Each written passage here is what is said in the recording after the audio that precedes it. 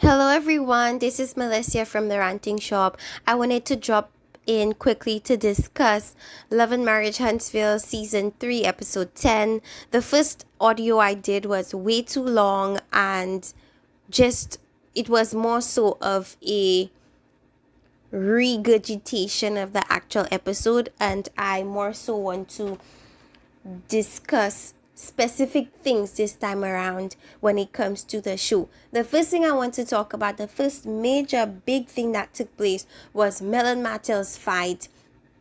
The guys go to the pool area where the women were waiting and nobody knows where Mel is. Martel goes to find out where Mel is. Mel is in the room upset about the argument she and Martel had the previous night pertaining to her music video and him calling her Beyonce but really being vindictive and all these things. So he comes to the room and she's basically saying the things that she does not like that he does when they do talk about certain things. She doesn't like the fact that he questions her mothering skills, and any woman would. She doesn't like the fact that he called her music career BS, especially after he congratulated her when the music video was released. So she feels like it's a bit of hypocrisy on his part, because how are you behind closed doors congratulating me, but we're filming and you're calling my music video BS and you're upset that our children are singing the song? Melody's perspective is, you shouldn't be worrying about what your children do now because you weren't worried about what they were doing when you were sleeping with Miss Arion and had an outside child with her. My thing about it is, it's still his children, and I have to kind of take the side of Martel a little bit, because I really don't think that it is appropriate for the children to be singing that type of song. And although they might think it's cool and fun, oh, mommy has a song, I still don't necessarily feel like it's very good for them to be singing it, because the meanings behind the song is not a very positive one and it's somewhat bashing your dad. So from that perspective, it is a bit disrespectful. But Melody does things sometimes that is very vindictive. Actually, she and Martel are two peas in one pod, because if we saw the season where Melody was really going hard at Tisha, especially when Tisha decided to drop into Melody's skincare line event and Melody proceeded to escort her out and all that stuff, and they were like laughing and being cheerful about the fact that they escorted Tisha out. They're the same, essentially. That's what I'm saying. That's what I'm getting at. One is not better than the other. What Melody is good at is vocalizing in a pleasant way what it is that she's doing. She may remove the fact that she's doing certain things out of spite, but you could gather that from looking at her actions. The children singing that, to me, that's purely out of spite. I know that if, I guess I'm a parent, and let's say I have a song, depending on the subject matter, I wouldn't want my children singing it. I'm sorry. So for that, I have to somewhat agree with Martel. They also argued about, because Melody did something and brought up, because Martel had left at that point because he felt like nothing productive was really taking place. They were just arguing, shouting over each other, trying to get each other's points across. So he leaves because he's had enough. And then Melody vocalized his trigger word, and that is side chick.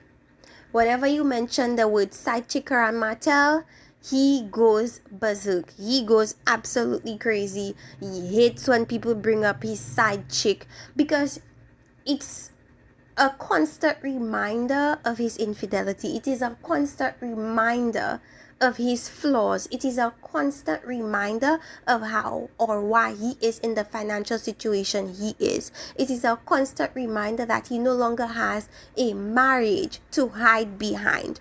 We see him for who he fully is, and every time you bring it up to him, it's like, you're revealing part of himself that he wants to bury.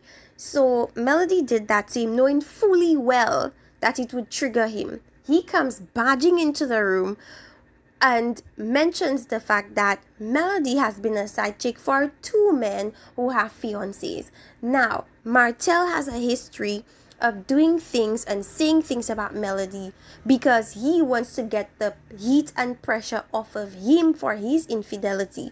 Whether Melody has been a side chick to two men, I cannot confirm, I cannot deny. But what there is proof of is Martel's bashing Melody in order to remove the heat from himself. So that's all I really have or is able to prove based on past interviews that Martel has done. Now, Martel alluded to Melody cheating before, some type of relationship she had when she and Martel broke up and she moved out and so on. But he never referenced this side chick situation that he's bringing up right now. I have no idea if it's true. I cannot deny, I cannot confirm, but it seems very on par with what a narcissist does. While watching Darian on Love and Marriage, while watching Darian on Ready to Love, it's very clear to me certain manipulative tendencies that narcissists tend to have, and one of them tend to be when the heat is too much on them, they will bash anyone and anything that is associated with their story. Whether it be directly, indirectly, they will bash that individual. So if you're telling me that I'm a liar, I will eventually go dig dirt on you to bring up all types of negative things that you've done in the past, just so that the heat will no longer be on me. So one thing about narcissists that we've learned is they hate when the heat is on them, and they will do anything that they can to get it off them, whatever that may be, whether it be throwing out a lie or throwing out something that's not necessarily true. They will do that because it becomes less about you and more about protecting their image, whatever image that they think that they have. It is worth more than you and your feelings and the fact that you're the mother of my children and the fact that you're a public figure and whatever the case may be. All that becomes irrelevant, and we saw that in this case.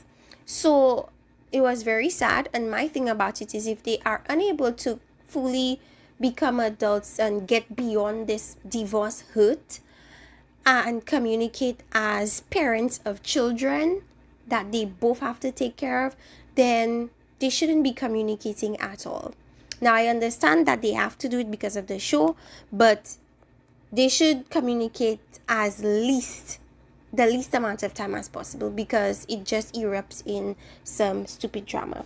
Next, we're gonna talk about the game the Whitlows played, and we learned some things about certain cast members. We learned that Melody apparently is having her sexual needs met. We don't know if that's via another man. We don't know if that's just via some toys, because needs can be met in various ways. So Martel's facial expression, it could be interpreted in different ways, as I said. Then we learned that Mr. Maurice decided to volunteer the information that he has had 6 sexual encounters in one day. 6. And I'm worried that Kimmy looks surprised, because this is something that Kimmy should know, like at least have an idea about. This wasn't spoken about during the dating process. That's weird to me. That's crazy to me. So anyways, he said it was a moment in time where he was trying to find himself, and now he's found Kimmy, he's happy, he's content, and so on and so forth. If we know one thing about the Scots, Miss Kimmy and Mr.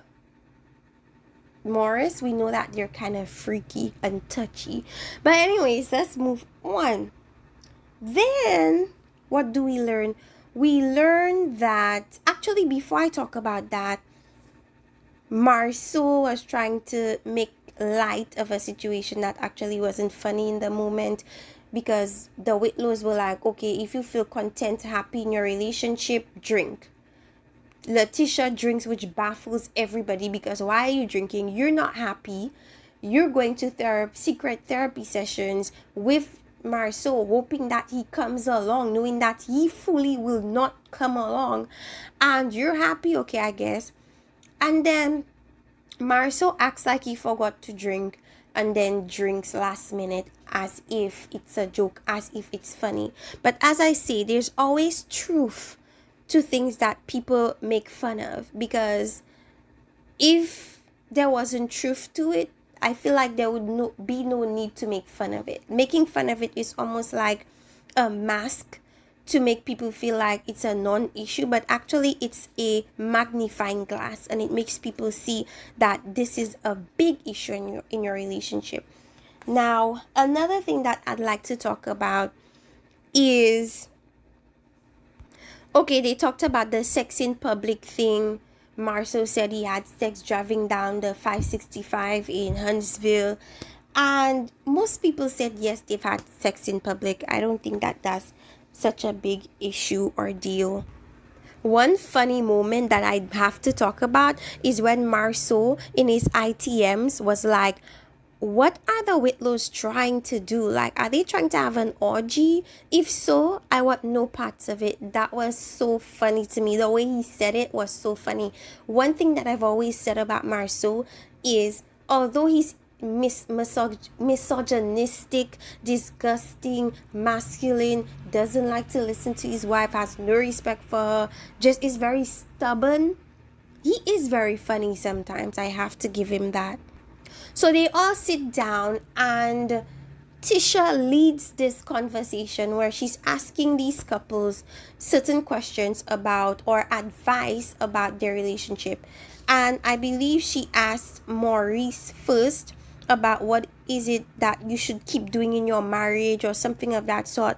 And he mentioned basically keeping the same energy, meaning the same effort you put into the dating phase should be the same effort you put into the marriage. And I do agree with that. How practical it is, I'm not sure, because a lot of men do things like they woo women, they make women feel like they're this living God on earth, and then the moment they marry the woman, or the moment they get the woman in a relationship, all of that becomes non-existent. And because it was simply to get you, it wasn't to really keep you.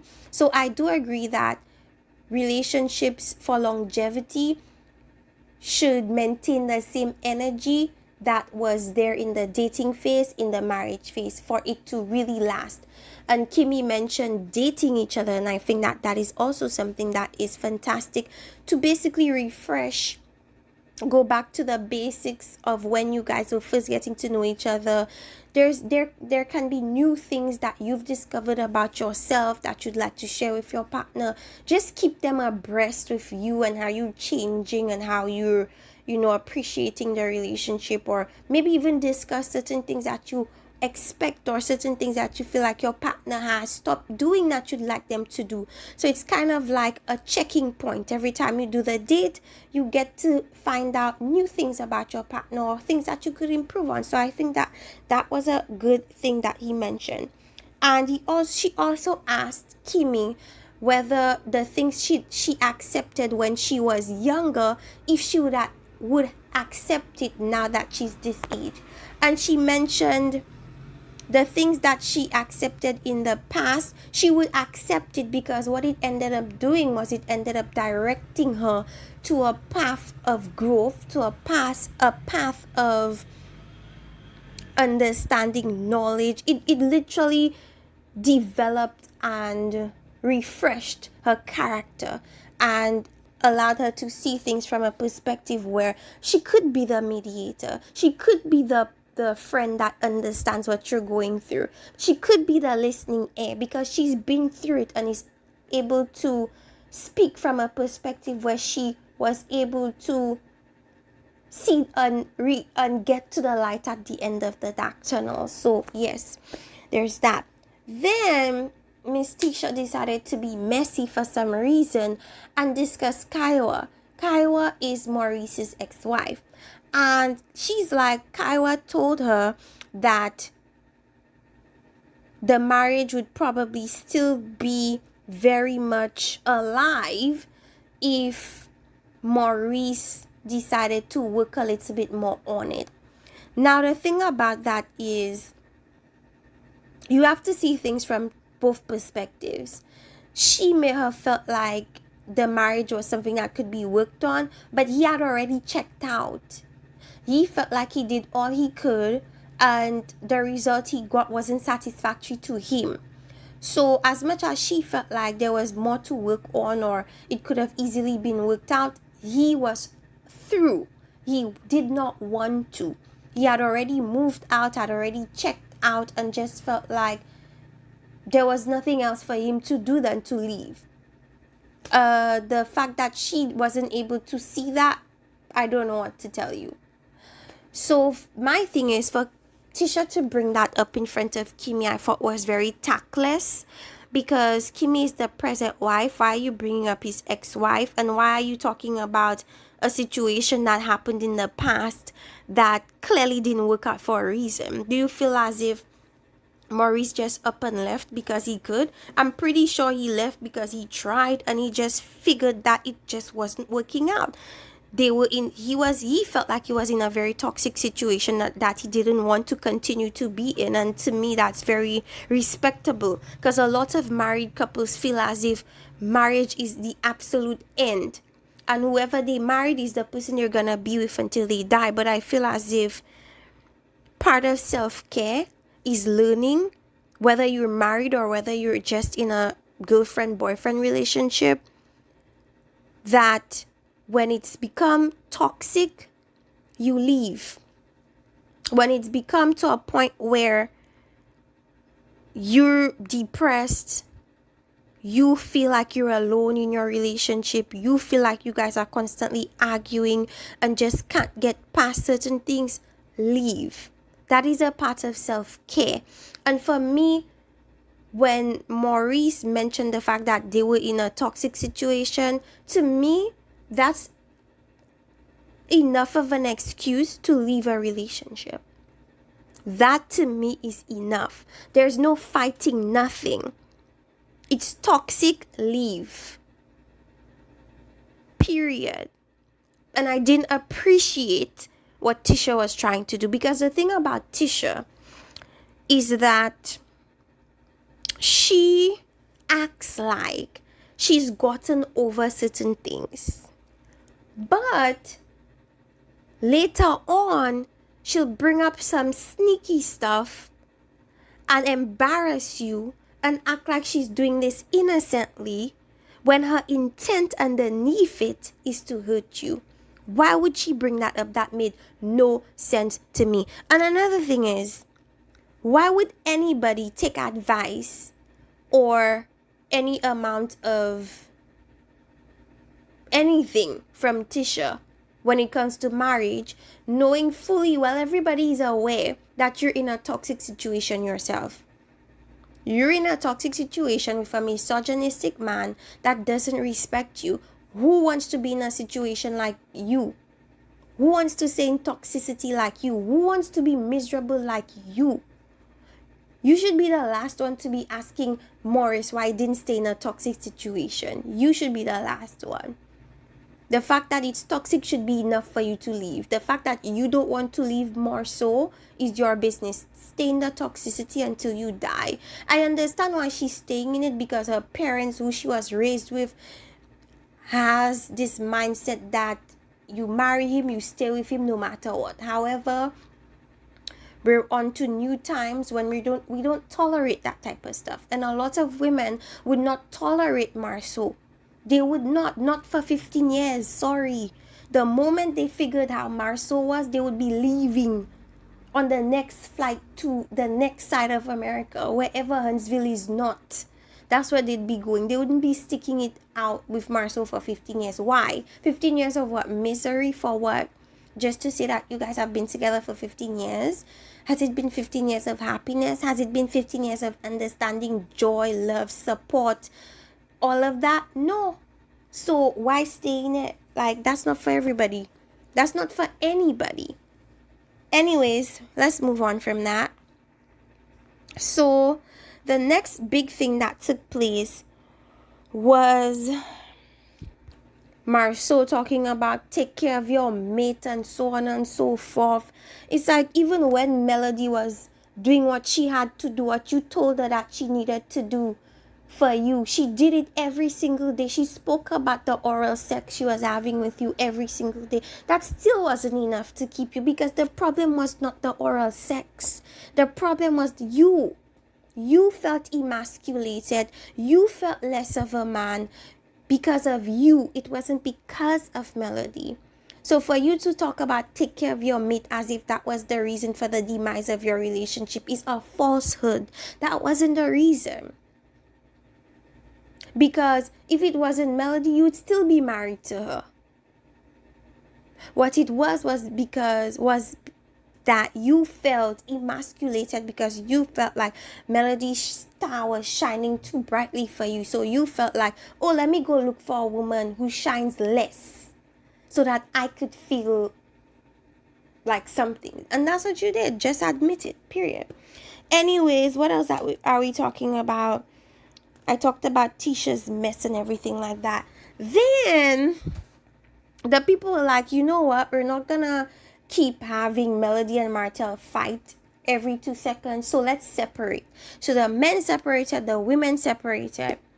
And then the drama ensued. So Tiffany already Destiny doesn't even quite like Tiffany. Tiffany was somewhat leading the conversation that time. She's telling Tisha what she and her husband was having bedroom talk about, which is that Marceau felt a certain type of way about the therapy session, and she mentioned her possible lack of confidence, to which she refuted. Tisha says she has no problem with confidence, contrary to what Marceau said, which is that he saw her confidence gradually decrease or diminish as time went by within their marriage. She's asking her whether she stayed in the relationship for a kid or for children. And her prior statement during the game that they were having was that she didn't want to be a single mom. So to me, essentially, she did stay because she didn't want to be a single parent. She did stay because of the kids. At the end of it all, at the base of it, at the core of it, she did stay for the kids. So as much as she's denying certain things, we're seeing contrary to what she's denying, which means that she's lying to everybody. She's lying to herself as well. I know Tisha wants to put up this brave front like she's in this wonderful marriage and she has this wonderful husband and this wonderful family, but she's miserable. And we're gonna see that next episode when she's confronting him about her feelings and feeling alone in the relationship, and he doesn't even seem to care. He doesn't seem to care. So yes, some of the questions she was asking was a little bit intrusive, and we know Tiffany's MO already. She clearly doesn't learn. That's just how Tiffany is. She's gonna just ask questions, whether it be with coof, without coof, she's asking. So that kind of irritated Destiny a bit. She felt like Tiffany was a bit disrespectful. She felt like Tiffany just says things and just has no coof about what she says. She says it in a way that is just so blunt and almost disrespectful. And Destiny brings up the fact that just like how Tisha brought Marceau to a surprise therapy session, she surprised her own now husband with a wedding situation. And so Tiffany was trying to say, well, he wanted to marry me a long time ago. I was the one dragging my feet. And so it was something that we both wanted. It wasn't something that, she just planned and he was forced to participate in. He was aware and so on and so forth. Fine, whatever. It's clear that Destiny and Tiffany still have this rift between them. And a lot of people don't like Tiffany. If you look at Tiffany's page on Instagram, mostly hate comments about people not liking her messy ways. But beyond that, then Tiffany has a very slick mouth. So she's talking about, oh, yeah, just like where you from, Chicago, here, and here. And then Miss Destiny caught the little shade and she was like, yeah, and I'm gonna drag you in all 3 of these places. And my goodness, that was a good read. That was a good read. And Destiny had it, she got up and she left. The thing about Tiffany is she does things that is very irritating and it makes you want to punch her in her face. But also, I feel like Destiny should control her emotions a little bit more. You should never let somebody know that they're bothering you to this extent, to the extent that you're threatening to beat them up. I feel like that's a bit too much. But I do understand your frustration with Tiffany and the fact that Tiffany does not quite understand how to have proper adult conversation without almost, it's almost like she's a judge and she's putting all your mess in front of you and asking you to confront it. And this is like the second time somebody has confronted Tiffany about this. So it's clearly not something that is only a problem Destiny's having with her. It's a problem the whole cast is having with her. And Melody recently posted something on her page. She actually posted somebody's comment about Destiny being wrong for doing certain things, and to me that just keeps perpetuating the idea that you keep almost, you don't even defend your friend Destiny. It's like you just allow her to be disrespected. I've never seen her defend Tiffany at all, not on this I've never seen her defend Destiny, not like how she defends Tiffany ever. And then in the comment section, in the she wrote this huge post about if there wasn't any Tiffany, then the show would basically be boring and nobody would have a storyline and so on and so forth. So as I told you guys before, there's Melody the cast member and there's Melody the producer. They're completely different people. Melody would see things from a perspective of, I suppose, a Destiny where she'd be easily offended by something and want to be vindictive and want to get you back. However, Melody sees things from another perspective, which is the producer and the business person that has to look at things from a point of view of what creates the most drama. And Tiffany and her mess creates a lot of drama. And that is what essentially is not necessarily getting people to tune in, but making the conversation bigger than what it is.